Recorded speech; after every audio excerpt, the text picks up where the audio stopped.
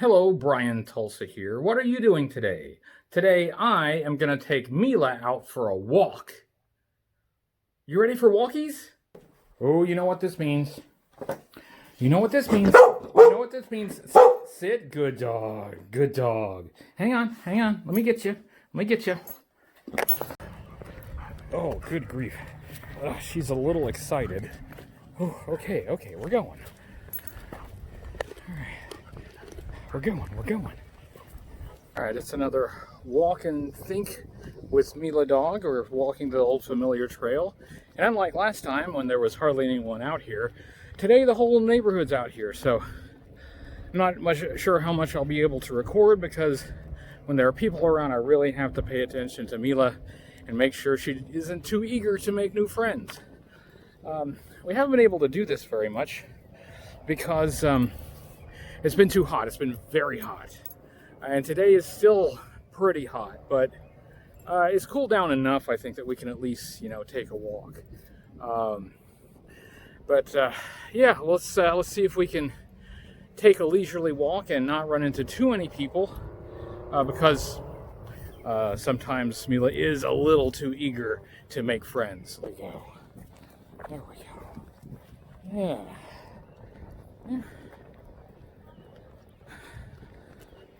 I have a busy park today. Lots of people playing tennis. Oh, nice little message spray painted on the pathway. We had to be restrained several times in the last couple minutes from too eagerly making friends with people and dogs, but we're in a smooth patch here.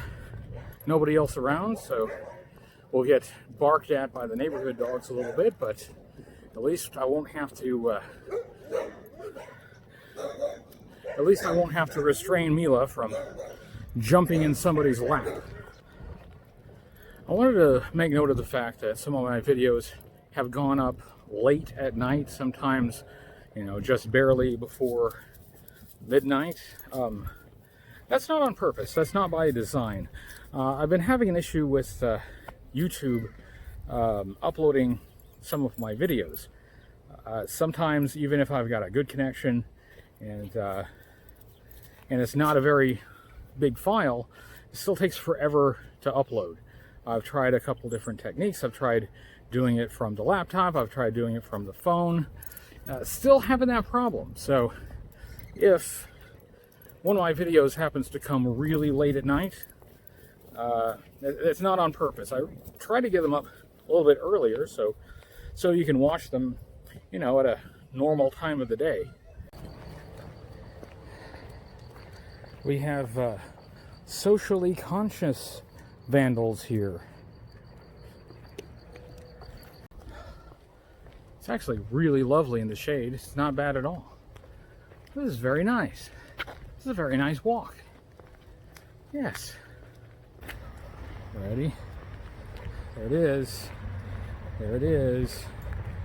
We gotta make it all the way. All the way. And okay, let's go home. Let's go home, Mila. Let's go. Let's go. I know you probably can't tell it from this video, but the whole neighborhood is out. We have had many distractions, so frankly, I haven't been able to do much introspection and thinking so far on this walk. Mainly, I've been having to keep control of the dog. She's very happy, and she's very eager to meet everyone, regardless if they are eager to meet her. Yeah, there's another dog up ahead, so we've got another distraction to get through.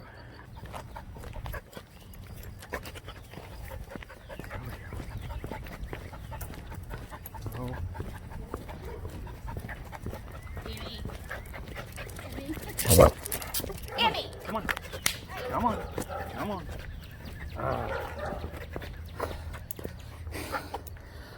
That's a naughty dog. Naughty dog. No time to think.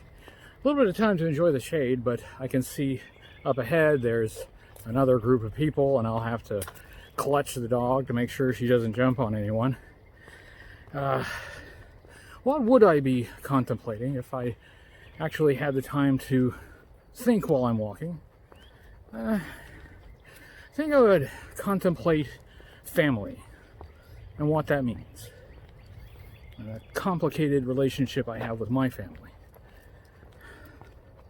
Not just, obviously, my immediate family, which is complicated now because I'm separated from my spouse and soon to get a divorce. And my kids, one of which is in Iowa and the other one I get to see on the weekends. But my parents, who I believe did their best to raise and educate me, but they had some different ideas about what that would look like. They were more concerned with me taking on their religious beliefs than they were with me actually having a good quality education. They were very encouraging. They would tell me I could do anything I want to do if I put my mind to it, but they didn't really help prepare me to do what I wanted to do. It was just kind of a vague encouragement to, yep, go out there and do that. Work real hard, and you can do it. But a lot of my primary education was homeschool, which was very poor because my parents did not put a lot of effort into the actual schooling part of homeschool.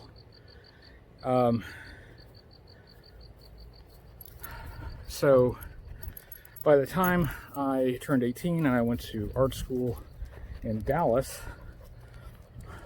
she met another friend, I was completely unprepared. I was unprepared to go into a classroom setting. I was unprepared to live in a new city on my own. I didn't know what the hell I was doing. And it wasn't very successful. Ended up returning home after about a year of that. And I really kind of had to reset and, figure out what the heck I was going to do with my life. I always assumed I would be a comic book artist, but a few years later, I just that didn't appeal to me anymore.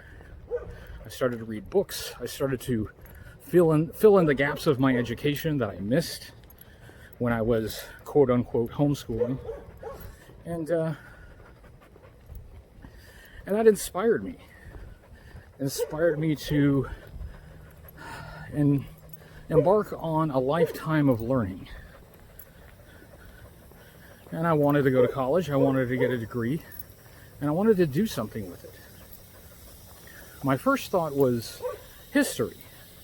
I could get a degree in history. I like history. I read a lot of history. Maybe that's what I want to do. But after studying that for a while and going in that direction, I thought, that wasn't quite it. And I had a friend who got his law degree and he became a lawyer. He went to law school. And before that, he was a major in political science. And I thought, aha, there's something. It's much more current. It can be applied in the real world today. And in a lot of ways, it's like history. A lot of a similar type of study as history. And, a lot of statistics, studies, and theories. And that appealed to me, so that's exactly what I did. I spent a lot of years keeping my options open, right?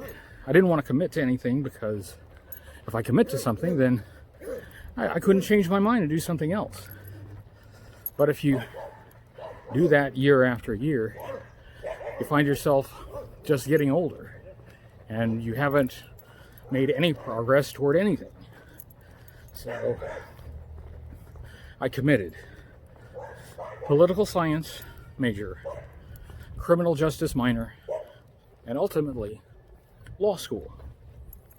And that's what I did. In the process, though, my thoughts about religion changed quite a bit as I learned more about science and the way the world works.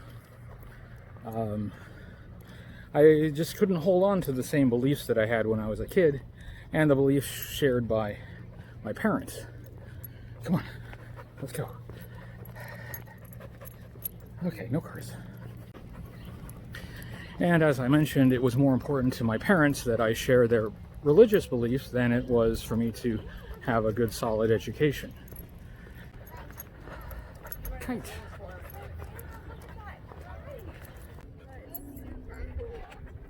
Yeah. More socially conscious vandalism. We have vandals here, but they're nice vandals.